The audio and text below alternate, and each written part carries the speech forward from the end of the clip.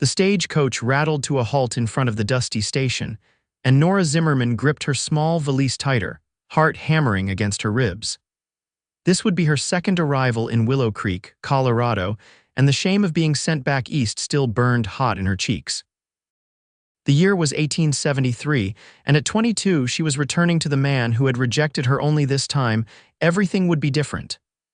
"Last stop, Willow Creek," the driver called, his voice cutting through the hot summer air. Nora smoothed her plain blue traveling dress, pinched her cheeks for color, and took a steadying breath. She'd spent the last 8 months in Boston working as a seamstress, saving every penny, determined to return on her own terms. The advertisement that had originally brought her west as a mail-order bride still haunted her. Hardworking rancher seeks practical wife, must be sturdy, skilled, and sensible. Ross Blackett had found her lacking in all three qualities. Stepping down from the coach, Nora's boots connected with the dusty street. Willow Creek hadn't changed. The same single street lined with wooden buildings, the saloon buzzing with activity even in the afternoon, the general store with its barrels of goods on the porch. And standing at the edge of the platform, tall and imposing as ever, was Ross Blackett himself. His face was like weathered leather under the brim of his worn Stetson, eyes the color of a stormy sky. The months had etched new lines around his mouth. He looked thinner than she remembered, harder somehow. Her stomach tightened at the sight of him. "Mr. Blackett," she said, forcing her voice to remain steady. "Miss Zimmerman." His deep voice carried no welcome, just surprise. "What are you doing back in Willow Creek?" She lifted her chin. "I've come to fulfill my contract. I'm a woman of my word, Mr. Blackett." A muscle twitched in his jaw. "I sent you back." "Yes, and it was most humiliating, but I've learned a great deal since then." Ross stepped closer, lowering his voice. "I'm not looking for a wife anymore." "That's unfortunate, as I've spent my last dollar getting here, and I believe you still have my bride price." She met his eyes directly, refusing to be intimidated. Several townsfolk had stopped to watch their exchange. Ross noticed too, his expression darkening before he grabbed her valise. "We'll discuss this at the ranch," he muttered, taking her elbow and steering her toward his wagon. The ride out of town was silent and tense. Ross kept his eyes fixed on the trail while Nora observed the passing landscape. The mountains rose purple and majestic against the horizon, the prairie grasses swaying in the breeze. Despite everything, something in her had missed this wild beauty. "Why did you come back?" Ross finally asked, breaking the silence. "Truth now," Nora considered her words carefully. "Because I made a promise, and because I have nowhere else to go." He gave a humorless laugh. "Not exactly a declaration of affection." "You didn't ask for affection in your advertisement, Mr. Blackett. You asked for practical, sturdy, and sensible. And I determined you were none of those things." The words stung, but Nora refused to show it. "People can change, Mr. Blackett. I have." As they crested a hill, the Blackett Ranch came into view. The modest cabin with its stone chimney stood proudly against the backdrop of rolling pastures. A new barn had been erected since she'd left, the wood still fresh and golden. Beyond it, cattle grazed on the lush spring grass. "You've expanded," she observed. Ross nodded. "Been a good year for cattle." He brought the wagon to a stop in the yard and helped her down, his touch impersonal but not unkind. A dog bounded from behind the house, a young collie with bright eyes who circled Nora curiously. "That's Scout," Ross said. "Got him after you left, needed the company." The simple statement revealed more than perhaps he intended, and Nora felt a pang of something like guilt. She remembered the crushing loneliness of the ranch, how it had overwhelmed her during the brief 3 weeks she'd stayed before Ross had put her on a stagecoach back east. Inside the cabin, little had changed. The same sturdy table and chairs, the iron stove, the bookshelf with its handful of well-worn volumes. What was different was the neatness. When she'd been here before, the place had been in disarray. Now everything had its place, though it lacked the warmth a woman's touch might bring. Ross set her valise by the door. "You can stay tonight. Tomorrow I'll take you into town. Mrs. Henderson at the boarding house might have work for you." Nora's heart sank. "You still mean to send me away?" "This isn't going to work, Miss Zimmerman. We established that 8 months ago." She squared her shoulders. "You established that. I wasn't consulted." His eyes narrowed. As I recall, you spent your first week here crying, your second week burning everything you tried to cook, and your third week trying to befriend a skunk that nearly got us both sprayed. Despite herself, Nora felt her lips twitch. The skunk looked friendly. It was a skunk. I've learned to cook since then, she said, and I don't cry anymore, not where anyone can see at least. Ross ran a hand through his hair, disturbing his hat. What exactly are you proposing, Miss Zimmerman? A trial period. 1 month, I'll prove I can be the wife you need. If at the end of that time you still want me to leave, I'll go without argument and I'll expect no bride price or compensation. He studied her face. And if I refuse? Then I'll tell everyone in town how you contracted for a bride, brought her out at great expense, then abandoned your responsibilities. I imagine that would make for interesting gossip at the church social on Sunday. Ross's eyes widened slightly. You've definitely changed. Necessity is an effective teacher, she replied. After a long moment, he nodded once. 1 month. But understand this, I'm not promising anything. This ranch needs someone who can pull their weight, no place for fine city ladies with delicate sensibilities. I assure you, Mr. Blackett, my sensibilities are as sturdy as they come these days. She extended her hand. Do we have an agreement? Ross hesitated before taking her hand in his calloused one. Agreement, but this time when it doesn't work out, you'll stay gone for good. Nora smiled thinly. And if it does work out, Mr. Blackett, I'll stay for good. The next morning, Nora rose before dawn. She dressed quickly in the simple work dress she'd brought, pulling her dark hair into a practical bun. She could hear Ross moving about outside, the rhythmic sound of an axe hitting wood. She stoked the fire in the stove and began preparing breakfast from the meager supplies in the pantry. By the time Ross came in, sweaty from chopping wood, she had bacon frying, biscuits in the oven, and coffee brewing. He stopped short in the doorway, nostrils flaring at the smells. You're up early. A ranch doesn't run itself, she replied, flipping the bacon. The biscuits should be ready in a few minutes. There's water in the basin if you want to wash. Ross eyed her suspiciously but moved to the wash basin. You couldn't even light the stove properly last time you were here. I worked in a boarding house kitchen in Boston, Mrs. Fig was a tyrant, but I learned more in a week with her than I had in my entire life before. When they sat down to eat, Ross took a cautious bite of the biscuits, clearly expecting disaster. His eyebrows rose in surprise. These are good. You sound shocked, Nora said, pouring him coffee. Last time you made biscuits, they could have been used to shore up the foundation of the house. She laughed despite herself. I told you I'd learned. After breakfast, Ross outlined the day's work. There were chickens to tend, a garden to weed, mending to be done, and dinner to prepare. He would be working with the cattle and fixing fence lines along the north pasture. I'll be back by sundown, he said, donning his hat. Don't wander off. Mountain lions have been spotted closer to the house lately. I'm not going anywhere, Mr. Blackett, Nora assured him. This is exactly where I intend to be. As Ross rode away, Nora surveyed her domain.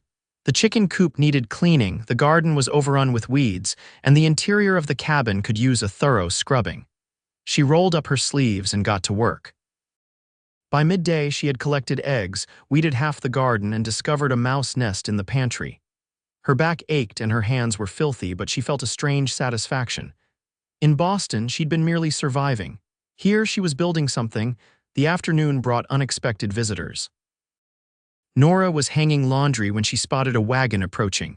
A woman with graying hair sat at the reins, a young girl beside her. Hello there, the woman called as she pulled the wagon to a stop. You must be the bride Ross sent away. I'm Abigail Murray, and this is my daughter, Rebecca. Nora wiped her hands on her apron. Nora Zimmerman, how do you do? Abigail climbed down from the wagon with surprising agility for a woman her age. We're neighbors. Our place is about 3 miles east. Heard in town you'd come back, and I had to see for myself. Rebecca, a girl of perhaps 16, studied Nora with open curiosity. Ma says Mr. Blackett's been meaner than a wounded bear since he sent you away. Rebecca, Abigail scolded, but her eyes twinkled, though she's not entirely wrong. That man's been a dark cloud over every social gathering for months. Nora invited them in for tea, grateful for the company. I'm only here on a trial basis, she explained. 1 month to prove I can be useful. Abigail snorted. Useful. Girl, a man doesn't advertise for a wife because he wants useful. He can hire hands for that. Mr. Blackett made it very clear what he expects, Nora replied, setting out cups, and it isn't romance. Men rarely know what they truly want, Abigail said wisely. My Harold thought he wanted a quiet, biddable wife. 30 years later, he thanks God daily I'm neither, Rebecca giggled. Pa says Ma saved him from a life of boring respectability. As they chatted, Nora learned more about Ross. Since sending her away, he'd become increasingly isolated, rarely coming to town except for supplies. He'd expanded his herd successfully, but worked himself to exhaustion doing so. The man needs someone to remind him there's more to life than cattle and fence posts, Abigail declared. Now, what can we help you with before we go? Harold's expecting us back to help with the new foal. With Abigail and Rebecca's help, Nora finished the garden weeding and prepared a stew for dinner. As they were leaving, Abigail pressed a jar of preserves into Nora's hands, blackberry. His favorite, though he'd never admit to having preferences. She winked. Men like to pretend they're above such things. After they left, Nora went back to work with renewed determination. By the time Ross returned at dusk, the cabin was transformed. The floors gleamed, the windows sparkled, and the aroma of beef stew filled the air. Ross stood in the doorway, taking it all in. You've been busy. I had help. Mrs. Murray and her daughter stopped by, he groaned. Abigail Murray has the busiest tongue in 3 counties. She seems kind, Nora said, ladling stew into bowls, and she brought preserves. Blackberry. When Nora nodded, Ross's expression softened marginally. She remembers too much. They ate in relative silence, but it was less tense than the previous evening. After dinner, Ross surprised her by helping clear the table. You don't have to do that, Nora said. My mother taught me to pull my weight, he replied. Just because I wanted a wife doesn't mean I can't wash a dish. Later, as Nora mended a shirt by lamplight, Ross sat in his chair reading. The domesticity of it struck her, how natural it felt, how right, despite the circumstances. Why did you really come back? Ross asked suddenly, not looking up from his book. Nora's needle paused mid-stitch. I told you I had nowhere else to go. There are plenty of places a young woman can go. Why here, why me after what happened? She considered lying, then decided against it. Because I failed, and I've never failed at anything before. It bothered me. Now he did look up, those storm-gray eyes searching her face. So this is about pride, perhaps. Or perhaps it's about finding where I belong. She resumed her stitching. I've never belonged anywhere, Mr. Blackett. Not in my father's house after Mother died, not in my uncle's home in Boston, not in the boarding house where I worked. I thought perhaps I might belong here. And when I sent you back, it confirmed what I've always known: I'm not enough. Not pretty enough, not skilled enough, not enough of anything to matter. She bit her lip, surprised by her own candor. Ross closed his book. I didn't send you back because you weren't enough, Miss Zimmerman. No. No, I sent you back because this life is hard, brutal sometimes. I watched my mother work herself to an early grave on a ranch smaller than this one. I saw what it did to her, how it wore her down day by day until there was nothing left. He stared into the fire. You were so soft, unprepared. I thought I was being kind, sending you back to civilization. The revelation stunned Nora into silence. All these months, she'd believed he'd found her wanting, when in fact he'd been trying in his own way to protect her. I'm not soft anymore, she said finally. Ross looked at her then, really looked at her, as if seeing her for the first time. No, I don't suppose you are. The days fell into a rhythm. Nora rose early, prepared breakfast, and tended to the house and garden while Ross worked the ranch. Sometimes they worked together, Nora helping to birth a calf, Ross assisting with moving the heavy wash tub. Each evening they shared dinner and the quiet hours after, reading or mending in companionable silence. A week passed, then 2. Nora's skin browned under the Colorado sun, and her hands grew calloused from work. The fear of failure that had driven her began to recede, replaced by a growing confidence in her abilities and her place on the ranch. Ross changed too. The hard edges of his demeanor softened slightly. He began to talk more during meals, telling stories of his day or sharing memories of growing up in the territory. Sometimes, Nora caught him watching her when he thought she wouldn't notice, a puzzled expression on his face. The 3rd Sunday of her stay, Ross surprised her by suggesting they attend church in town. People will talk, Nora warned as she pinned her best bonnet in place. Ross, unusually smart in a clean shirt and string tie, shrugged. People always talk. Might as well give them something worth talking about. The small church was packed when they arrived. Heads turned and whispers rippled through the congregation as Ross escorted Nora to a pew near the back.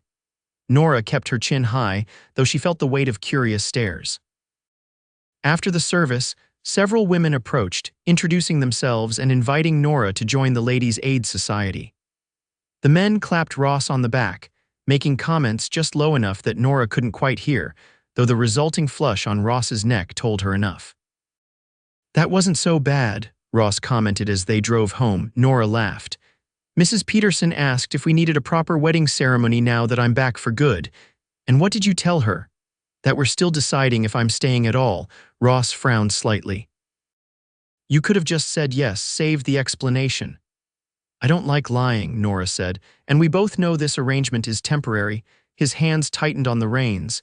"Is that what you want, for it to be temporary?" The question caught her off guard. I don't know what I want anymore." They rode the rest of the way in silence, each lost in their own thoughts. The following week brought a change in the weather. Dark clouds gathered on the horizon, and the air grew heavy with the promise of rain. Ross worked frantically to complete outdoor tasks before the storm hit, coming in later each evening, exhausted. Nora worried about him, making sure hot meals were waiting regardless of when he returned. One night, he came in soaked to the skin, having been caught in the first downpour.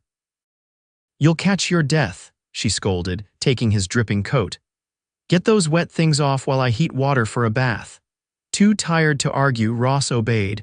Nora busied herself heating water and dragging the copper tub from its storage place. By the time she had it filled, Ross had changed into dry trousers but remained bare-chested, his skin pimpled with cold. Nora tried not to stare at the lean muscles of his torso or the scatter of scars that told stories of a hard life. "Your bath is ready, I'll wait outside." "Don't be ridiculous," Ross said. "It's pouring rain, just turn your back if you're feeling modest." She did as he suggested, focusing intensely on the stew bubbling on the stove while behind her came the sounds of Ross shedding his remaining clothes and sinking into the bath. The intimacy of the moment being in the same room while he bathed sent heat climbing up her neck. "You've done well these past weeks," Ross said after a while. "Better than I expected." Nora stirred the stew unnecessarily. "Thank you. You're different than before." "I told you I'd changed." "It's more than that." Water splashed as he shifted in the tub. "You're stronger, more determined." She risked a glance over her shoulder. Ross's head was tilted back against the rim of the tub, his eyes closed, droplets clung to his dark lashes. "I had to be," she said softly, "being sent back. It broke something in me, but then it forced me to rebuild." Ross's eyes opened, finding hers. "I'm sorry for that, for breaking something in you." "Don't be." Nora turned back to the stove. "I'm better for it." Later, after Ross had dressed and they'd eaten dinner, the rain intensified. Wind howled around the cabin and thunder shook the walls. A particularly violent gust blew the door open, sending rain spattering across the floor. Ross jumped up to secure it, fighting against the wind. When he finally got it closed and latched, he was once again soaked. "This storm means trouble," he said grimly. "If it keeps up, the creek will flood." "Is there danger to the house?" Nora asked. "Not the house, but the lower pasture where the new calves are." He ran a hand through his wet hair. "I should check on them." "Not tonight," Nora said firmly. "You can't see a thing out there and you'll break your neck in a gully. Those calves represent next year's income. And you represent this year's." She took his arm. "You're no good to anyone dead, Ross Blackett." It was the first time she'd used his given name, and they both noticed. Something shifted in Ross's expression, a softening, a vulnerability she hadn't seen before. "First thing at dawn, then," he conceded. That night, lying in her small bed off the kitchen, Nora listened to the storm and thought about the man sleeping in the room above. Somewhere in these weeks, he'd stopped being Mr. Blackett in her mind and become Ross, a man with fears and hopes, not just the stern rancher who had rejected her. And somewhere along the way, proving herself had become less important than simply being here in this place with him. Dawn brought an eerie calm. The storm had passed, but the damage remained. Ross and Nora stood on the porch, surveying the transformed landscape. The creek had indeed overflowed its banks, turning the lower pasture into a shallow lake. I need to check on the cattle, Ross said, already moving toward the barn. Some might be stranded. I'm coming with you, Nora declared, following him. You'll need help. He looked like he wanted to argue but nodded instead. Where are my old boots? They're by the door. Your shoes won't stand up to the mud. They rode out together, Ross on his horse and Nora on the steadier mule. The devastation became more apparent as they approached the creek. Debris littered the fields, and the rushing water had carved new channels through the pasture. Most of the cattle had instinctively moved to higher ground, but as they rode along the edge of the flooded area, they spotted a group of calves stranded on a small island, what had once been a slight rise in the pasture, now surrounded by floodwater. We need to get them out of there, Ross said. The water's still rising. They dismounted and secured their animals to a tree. Ross waded into the water, testing its depth and current. It's not too deep here, but the current is strong. Stay close to me. Together they forged into the flood. The water rose to Nora's waist at its deepest point, the current tugging at her skirts. She gripped Ross's hand tightly as they made their way to the stranded calves. The young animals were frightened, huddled together on the shrinking patch of dry land. Ross approached them carefully, speaking in low, soothing tones. He managed to loop a rope around the first calf's neck and guided it into the water. Lead it back, he told Nora. I'll bring the others. The calf resisted at first, but Nora coaxed it forward with gentle persistence. The return journey was harder, fighting against the current while leading the frightened animal. By the time she reached the shore, her arms ached and her lungs burned. She secured the calf to a tree and turned to see Ross struggling with two more calves in the deepening water. Without hesitation, she waded back in to help.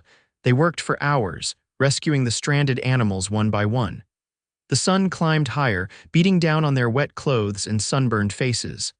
Finally, only one calf remained the smallest and weakest of the group. As they approached it, the ground beneath the calf gave way. The terrified animal lost its footing and was swept into the current. No, Ross plunged after it, fighting through the deepening water. Nora watched in horror as both Ross and the calf were carried downstream. Without thinking, she ran along the bank, keeping pace with them, searching for a way to help. A fallen tree stretched partway across the creek about 50 yards downstream. Nora sprinted ahead and waded out onto the trunk. As Ross and the calf approached, she stretched out as far as she dared. Grab my hand, she shouted above the rushing water. Ross fought against the current, one arm wrapped around the struggling calf. With his free hand, he reached for Nora. Their fingers brushed, slipped, then caught. Nora braced herself against the tree trunk and pulled with all her strength. For a moment, she thought they would both be swept away. Then Ross found footing on a submerged rock and managed to push the calf toward her. Nora grabbed it by the scruff and hauled it onto the relative safety of the tree trunk. With the calf secure, she reached for Ross again.